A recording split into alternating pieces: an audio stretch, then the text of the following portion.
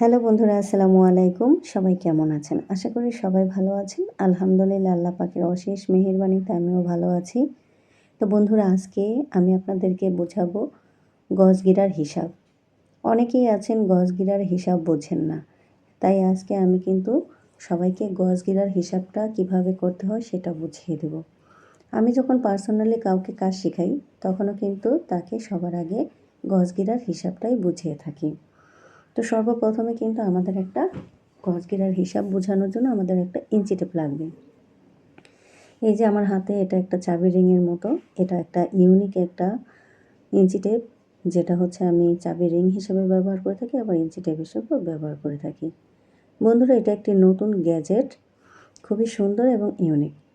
তো এটা হচ্ছে একটা ইঞ্চি টেপ, এই যে, আর এটা হচ্ছে একটা স্কেল, যেটার মাধ্যমে আমরা গজ মেপে থাকি এবং কি কাপড় কাটিংয়ের সময় ইঞ্চি টেপ দিয়ে ধরি এবং স্কেলের ব্যবহারে আমরা দাগ টেনে থাকি। তো বন্ধুরা দেখো, তোমাদেরকে আমি বুঝিয়ে দিচ্ছি।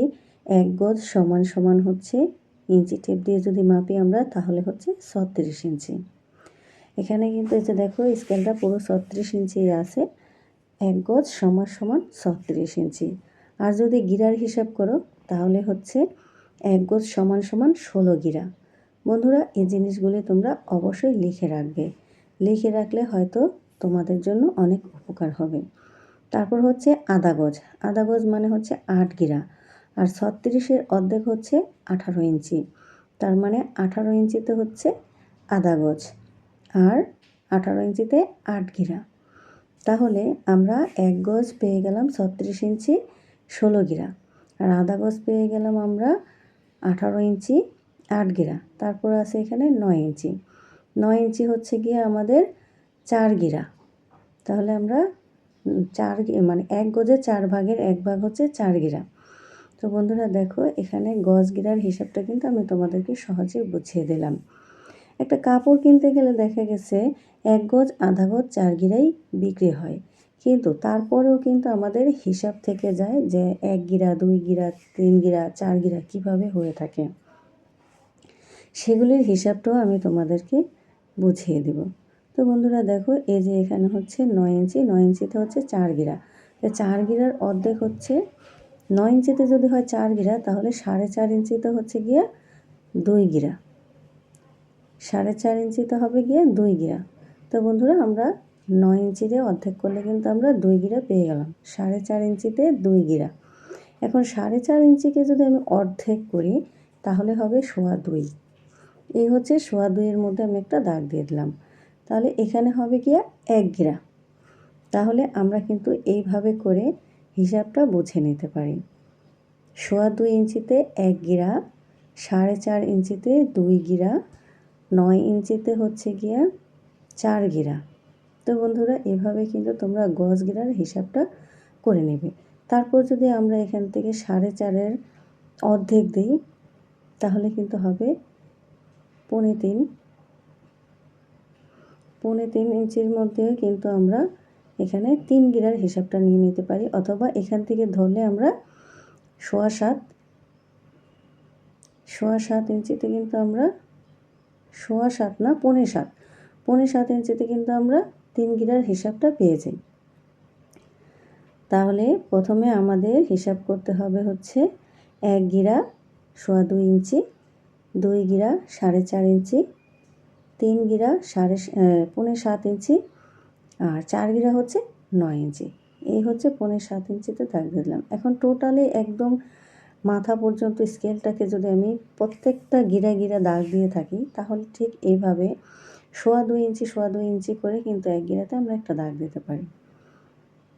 এই যে যেমন এখানে আমি ধরে নিলাম 7.5 ইঞ্চিতে 3 গিরা, 4.5 ইঞ্চিতে 2 গিরা, এখানে 4.5 ইঞ্চি 2 গিরা, 7.5-এ 3 গিরা, আর হচ্ছে 9 ইঞ্চিতে 4 গিরা। বন্ধুরা, এইভাবে আমি 4 গিরার পরে যদি আমি 5 গিরা করতে চাই তাহলে আরও 2 ইঞ্চি 2 সুতা প্লাস করব, তাহলে 5 গিরা। ঠিক এভাবে করে কিন্তু আমরা গিরার হিসাবটা বুঝে নিতে পারি। তো বন্ধুরা, কে কোথা থেকে আমার এই ভিডিওটি দেখছো অবশ্যই কমেন্টে জানাবে। আর যদি কেউ ফেসবুক থেকে দেখে থাকো তাহলে আমার পেজটা ফলো দিয়ে রাখবে। আর যারা ইউটিউব থেকে দেখছো তারা আমার চ্যানেলটা সাবস্ক্রাইব করে রাখবে। আমি কিন্তু ইউটিউবে প্রতিদিন সন্ধ্যা 6টায় লাইভের মাধ্যমে ক্লাস করে থাকি। তো বন্ধুরা দেখো, গজ গিরার হিসাবটা আমি কিন্তু খুব সহজে বুঝিয়ে দিলাম। তো এরপরে কিন্তু আমার মনে হয় না এর থেকে সহজ করে কেউ বুঝিয়ে দিবে। একদম ইঞ্চি টেপ দিয়ে কিন্তু আমি মেপে মেপে বুঝিয়ে দিলাম। এভাবে একটা 36 ইঞ্চির একটা স্কেল নিলে কিন্তু এখানে সুন্দর মতো বোঝা যাবে। যদি আমি গিরার হিসাব করি, এই যে দেখো এখানে হচ্ছে 4 গিরা, 8 গিরা, 12 গিরা, 16 গিরা।